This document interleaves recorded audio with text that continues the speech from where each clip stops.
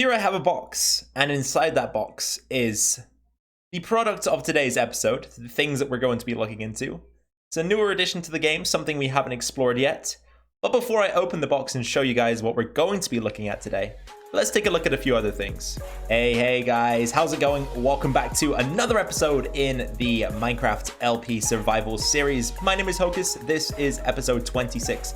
And before we begin talking about what's going on in the background here, I just want to say a quick thank you to all of the support on the last episode, which was the world tour, the very first world tour of this world. Seems like you guys enjoyed it, and it was great just to be able to see all of the progress and work that we've made and put in so far. It was awesome. I had a lot of fun with it, so let's make sure we have some more fun today and make sure that we are productive within this episode. So, here we go. Button issues. There we go. Perfect. Over the weekend, we did another live stream, and that saw us begin work here on the village. So we've got the beginnings of a wall being set up here, as you can see. And upon closer inspection, you will notice that the walls are made up of 3 wood types. So the majority of it is spruce. At the top, we have stripped oak, and this is supposed to represent the bleaching of wood by the sun. So the wood that is closer to the sun is getting bleached. And then at the bottom, we have the dark oak, which is supposed to represent the idea that water is being soaked into the wood and making it look damp and dark. So you might have to let your imagination run a little bit for this to work, but I think it's okay, right? It looks pretty good. And then at the top, we've got some polished andesite slabs, I should say. And there's not really any reason for them other than to prevent mob spawns. So this is the wall so far.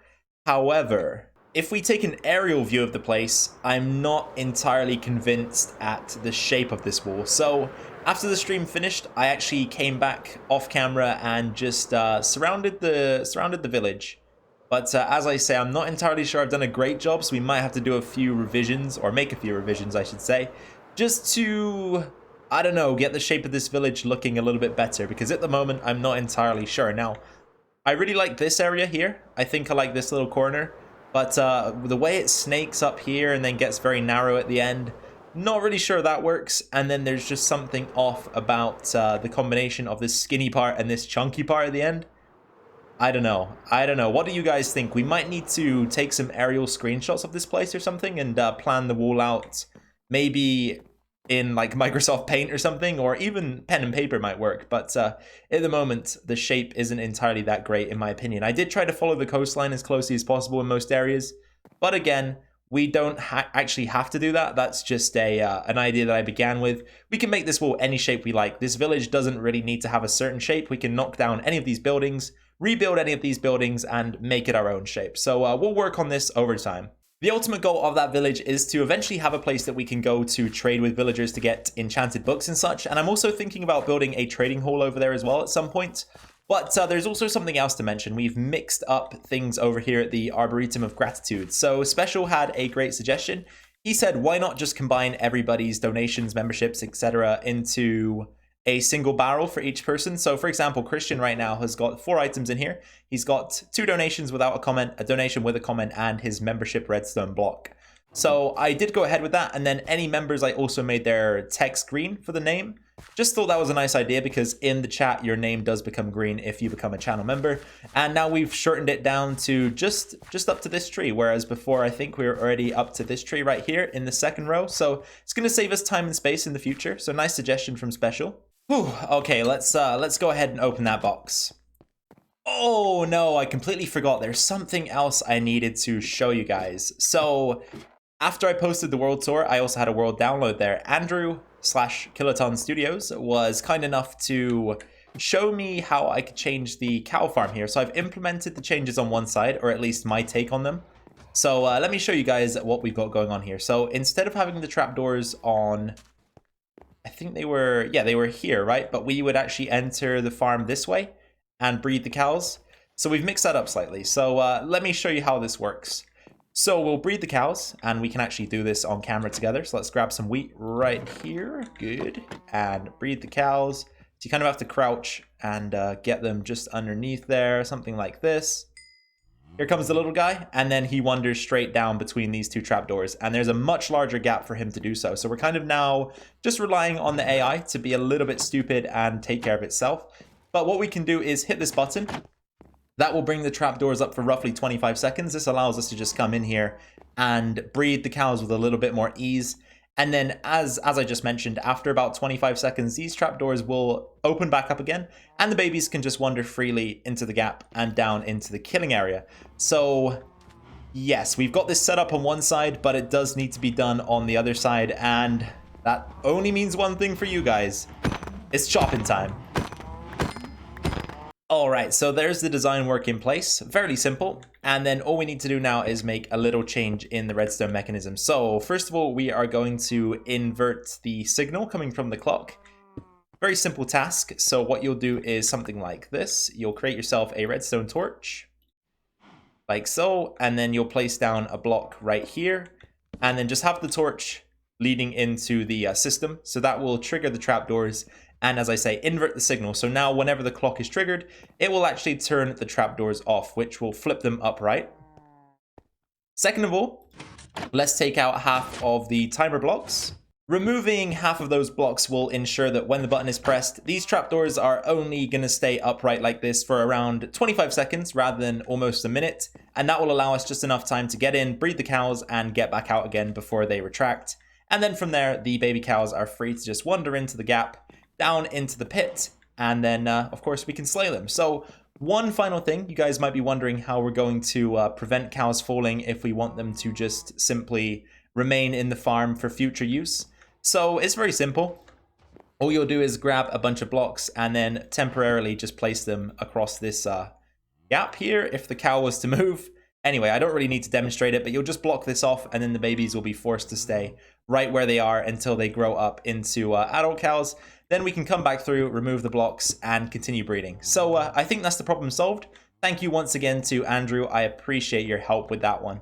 And I promise we will get to the box in just a second, you guys. The fooling around is about to end, but before it does end, and whilst we're in the area, I want to kind of take a piece count of all of the iron we managed to grab so far, because if we take a look at these chests, they're beginning to fill up. So I want to see just how much we've managed to accumulate, and then once we've done that, we will head over to the box and see what's in store for the majority of today's episode. Oh wow, you guys, this is way more than I ever would have imagined this farm to put out. But I guess we have been letting it run a little bit in the background, so shouldn't be too surprising to us. But it has left us with 6 entirely full shulker boxes of iron ingots. So that means that each of these rows here is a stack of blocks. So that means we got 6 times 3, which is 18. 18 stacks of iron blocks right here, I believe. And then a little bit extra as well. So we actually overfilled here. Oh boy, I'm going to convert this all into blocks and then we'll get it into the chest. This is amazing.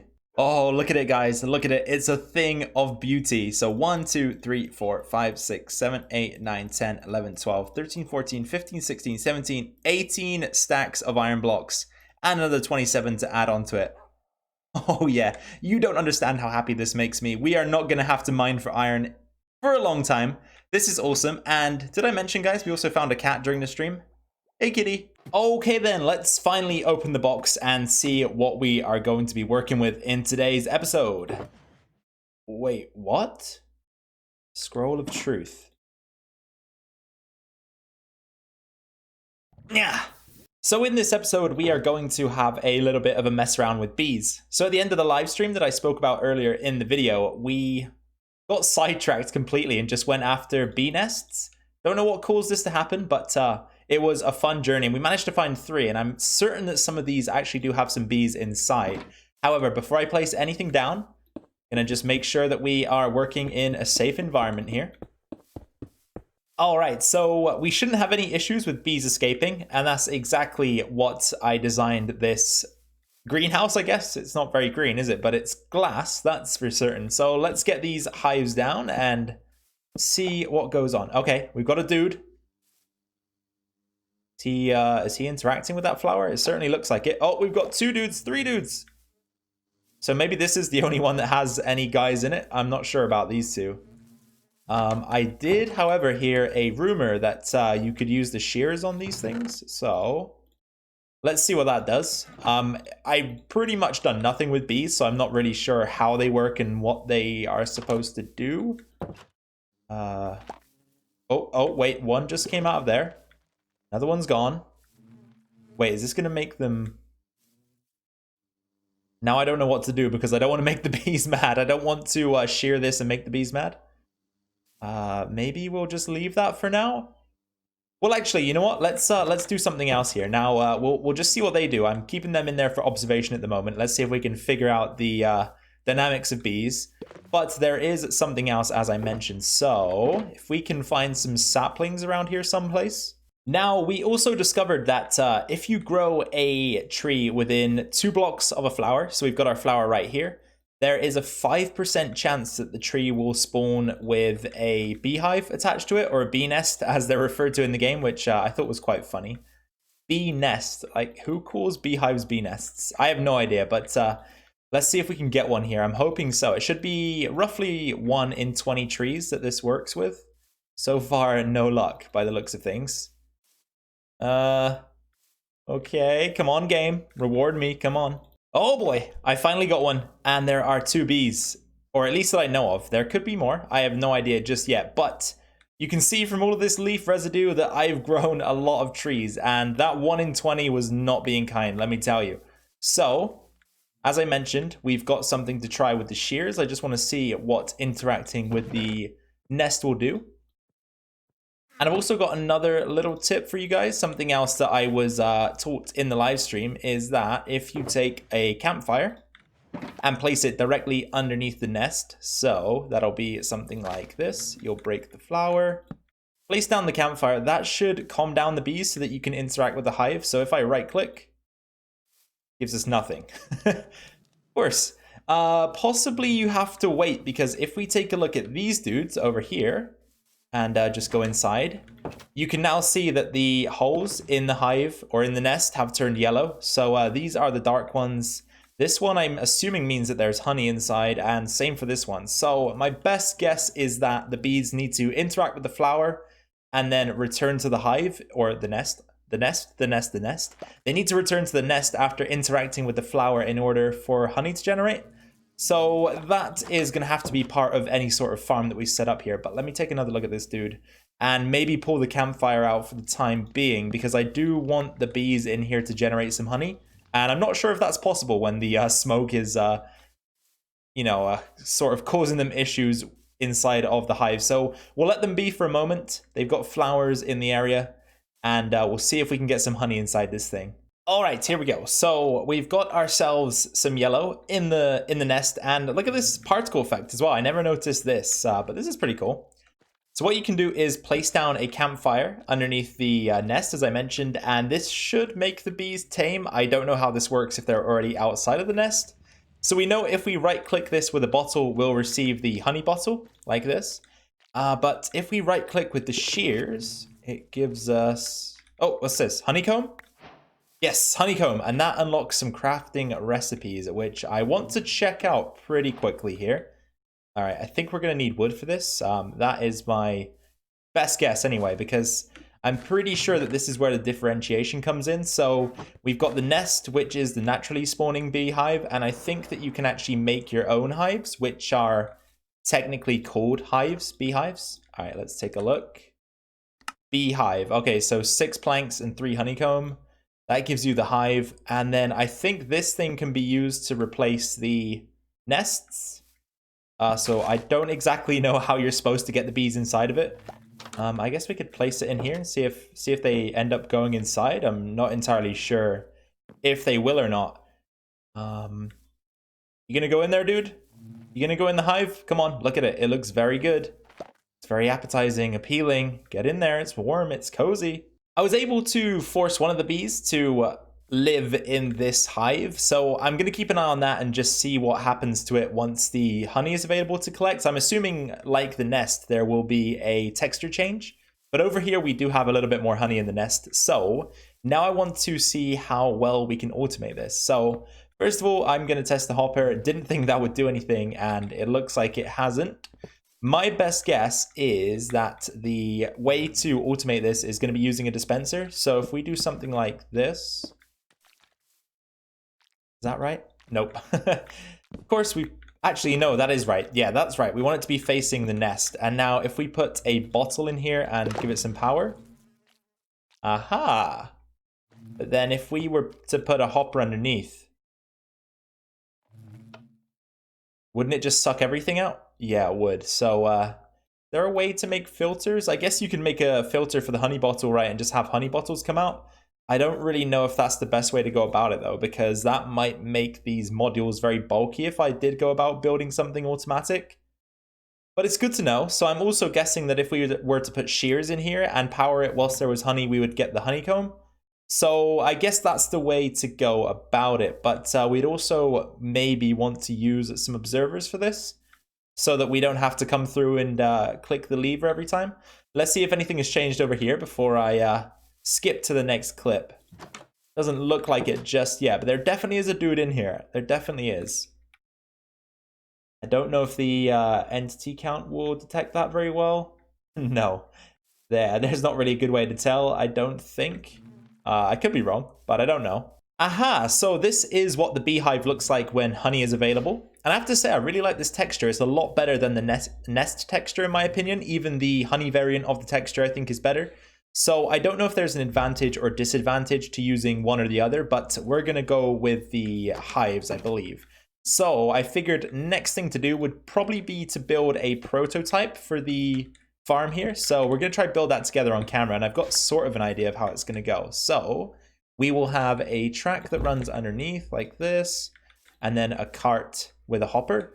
And then we'll have an observer that faces the hive, something like that. So whenever there's a change, whenever honey is available, we'll have a pulse being sent out of this thing. And we will capture that pulse with some redstone. And I guess what we'll do is just have that run into a block. And then how will we take it to this side? This is where it becomes slightly difficult, I guess. Maybe something like this. We'll have a repeater that comes out of this block. So that should carry the signal from this block into the repeater. I didn't want it to get this big, but maybe this is what we're going to have to do for now. As I say, this is the prototype, so it might turn out that we can slim this design down in the future. And then our dispenser will be right here. And that actually is incorrect, isn't it? Dispenser must be beside the hive. Uh-oh, my design is slowly wavering here. We might have to actually have this be a little bit different again. So let's have the redstone jump up a step. So it'll come up like this over the top of the tracks, and it will actually settle over the dispenser to give the signal. And that means that the tracks can continue on this way. So that means that every time the hive changes state. All right, let's actually put a bottle in here so we can test this. Yep, okay, it works. It works. Good. It works. So we can put the hive back. That will fire it again. Not do too much in the grand scheme of things. We'll put the bottles back.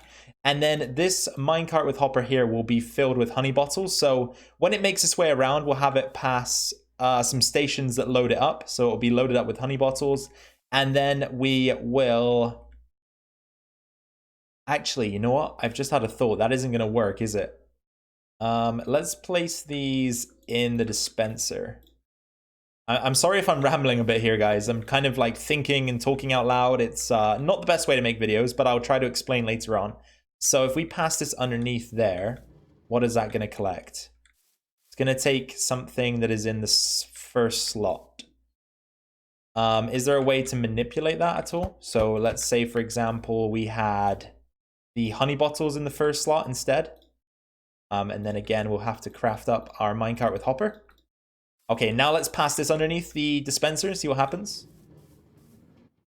Okay, it's just too fast, isn't it? The minecart actually collects items at such a quick rate. It doesn't work out very well. I guess the alternative is to fill it manually ourselves. Because what I was going to have it do is pass underneath a few... Well, actually, no. We could get this to work. So what it would need to do is pass under a few different hopper types. So one of them would have the honey bottle. That would be the first thing in the list. And then it would just be 4 random items. So it would have something like this, maybe. I mean, these are just examples, of course. And then we'll have the honey bottles in the dispenser. And then as that rolls underneath, it should only grab the honey because that's all it has space for. Aha, that'll work perfectly. So all we need to do is make sure we give it 5 items, one of which is a honey bottle. Then that should allow it to collect the honey from the dispensers, no issue. And that should also leave behind the glass bottles. Okay guys, so this is the completed prototype. I'm thinking anyway, there might be some slight changes to it if I can figure some out, but this is what each of the modules is going to look like. So we'll have our hive here and the dispenser behind with the observer on top rather than to the side. I think that makes for a little bit more of a compact design. So the signal from the observer is collected from this block by the repeater. It's sent down the back here into this repeater, and then that powers the dispenser. Now you might notice that this redstone circuit is pretty much exactly the same as a filter circuit for a hopper. So that's where I took the idea from.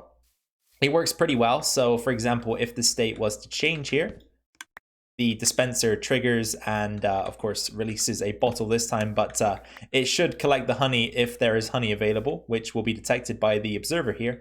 And then this is how the cart system is going to work. So in each of these chests we have an item, one of which being the honey.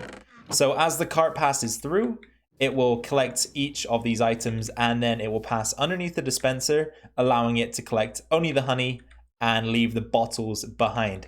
Now I think this is going to work out pretty well. So far, so good. Anyway, I just need to maybe test it out with some bees. How I'm going to do that, though, I'm not entirely sure. I guess I'm going to have to try and force possibly these guys to move in. Oh, I already gave them a hive. I completely forgot about that. I'm not sure where any of the bees are at the moment, in fact. So maybe we won't be able to test this today. Let me try and grab some. I have no idea where they are. And we also apparently have a cat in here, which is pretty interesting. Hey there, dude. How's it going?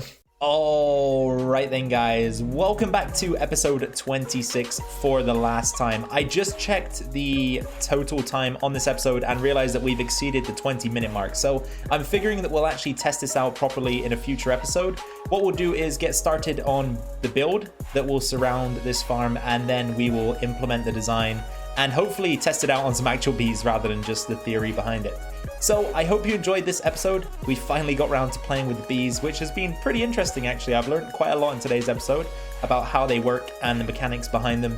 And this has all been done through experimentation. As I say, I haven't really looked anything up at all, just what you guys have told me and what I was able to figure out here by playing with them. If you guys did enjoy this episode, please be sure to drop a like down below. That would be much appreciated. Any questions, suggestions, comments, or feedback should go down below in the comments section, just underneath the video here. And finally, if you're new, first of all, welcome to the channel. My name is Hocus. I hope you enjoyed your stay today. If you did, please consider hitting that subscribe button. That will allow you to stay tuned to this series and any other videos that we decide to post to the channel. So once again, guys, I hope you had fun with today's episode. Take care, have a great week, and I'll see you in the next one. Bye for now.